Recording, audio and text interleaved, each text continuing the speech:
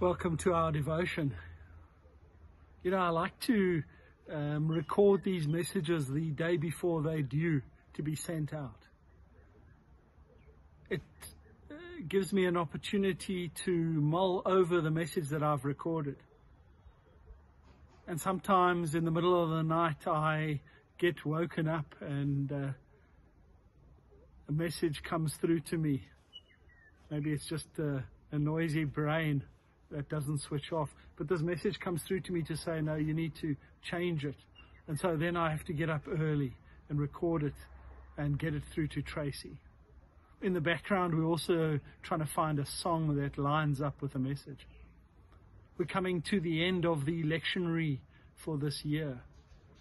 And we have now 2 weeks of passages from the book of Ruth.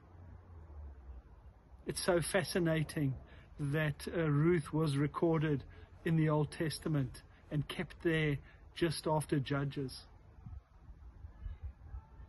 The passage starts from chapter 1. The passage starts, it was the time of the Judges and there was a famine in the land. And this family depart from Israel and they go to Moab. We know historically that the Moabites were traditional real enemies, hated enemies of the Israelis, but the girls were pretty.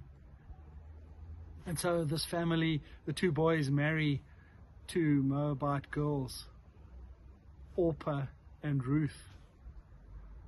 And we know, of course, that the husband and the 2 sons die. And Naomi, who is the mother-in-law, is left on her own with these 2 daughters-in-law. So is this passage about a relationship between daughters-in-law and their mothers-in-law? What is your relationship like with your mother-in-law? Most of us men can say it was fantastic. They were only too glad for us to take their daughters off their hands.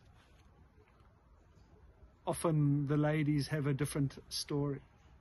But this passage talks about love, because when it's time for Naomi to head back to Israel, she gives the girls a choice. You know, you're going to end up being a widow and looked down upon because you're a foreigner. So stay with your people.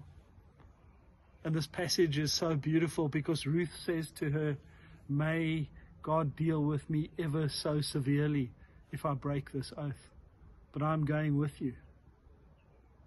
Your people will be my people. Your God will be my God. Right now, as we are also almost in a time of Judges where people do what they see fit in their own eyes. There's so much lawlessness. And crime is rampant, and we're coming to the end of the year and we're tired. And a lot of us have weighty things on our shoulders. There are friends of ours who aren't well. There are friends of ours who are moving or leaving. There are friends of ours who have family in other countries and far away, loved ones. All these things call to each one of us to show the same love that Ruth showed to Naomi. To say that even if you are different and I come from a different place, Jesus has told me that there are 2 commandments: to love God with everything we have and obviously to love our neighbors as ourselves. And as we go into this really trying time of year, it's a great time to share a message of love. Something done anonymously, a hug, a kind word, a telephone call, expressing love and the value that that other person means to you in your life. So have a blessed Tuesday. And may each and every one of us have an opportunity to show Jesus' love to someone else, someone who is different, someone who needs that message today. May God bless each and every one of you. Amen.